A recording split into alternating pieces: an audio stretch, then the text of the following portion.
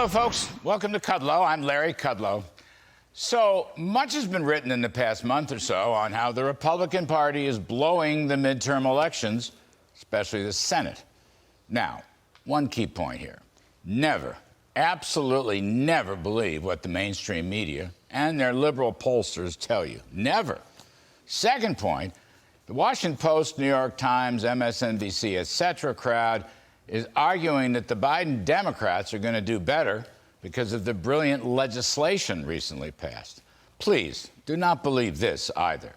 Virtually all the polls are showing that the so-called Inflation Reduction Act, with its massive climate giveaways, social spending increases, doubling the IRS, jacking up taxes, is not popular.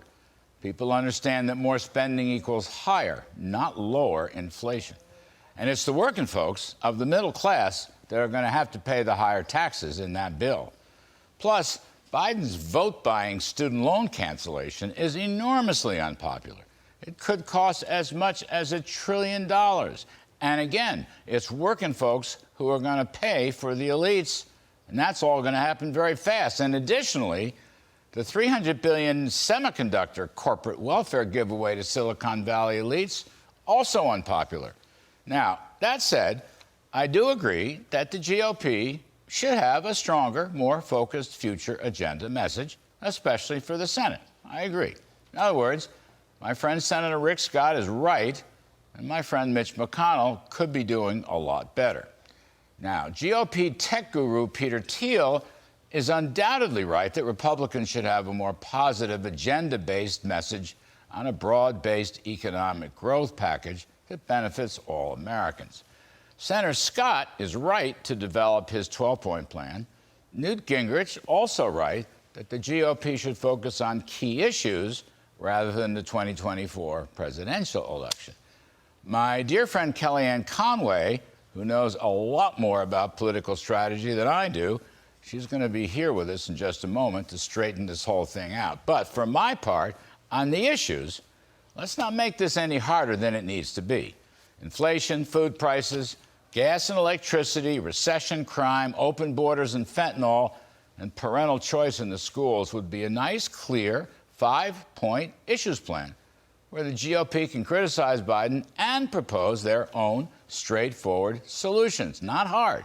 Curb federal spending, stop the money printing, reopen the spigots for fossil fuel, go hard on crime by backing the blue line and throwing out these crazy George Soros prosecutors, close the border, remain in Mexico, build the wall, and stop the fentanyl scourge by imposing a death penalty or surely a lifetime without parole sentencing for fentanyl trackers. Plus, don't forget, parental discretion and school choice. Not that hard. Now, instead of inflationary recession, supply-side Republican policies can generate over 3% growth. Cut taxes, cut regulations, cut spending. Nothing hard about this, because Democrats are so far to the left with their big government socialist policies, and American voters have a lot of common sense. They know a fraud and falsehood when they see it. But you know, with all this stuff going on, frankly, the Senate outlook probably a lot better than folks think. Arizona's Blake Masters even up right now. Joe O'Dea in Colorado closing in. Georgia's Herschel Walker. Nevada's Adam Laxalt. North Carolina's Ted Budd. And Ohio's J.D. Vance all have modest leads here in the middle of September. Ron Johnson is going to win in Wisconsin against his far-left opponent. Tiffany Smiley is near even in Washington State, even despite the Soviet-style People's Republic of Seattle. And I have to believe Mehmet Oz, who was polling almost even, is going to win in Pennsylvania because he's running against a crazy person.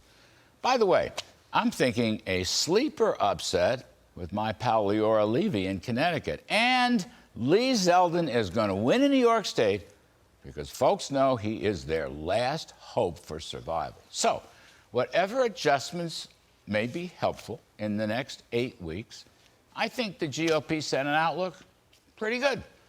And I also think Kevin McCarthy and his House team are in very good shape for a plus 40 win in the House. And they will be unveiling their commitment to America shortly. So I know elections always full of surprises. tough to predict. But folks, you know me, still optimistic. Help is on the way. The cavalry is coming. That's what I think.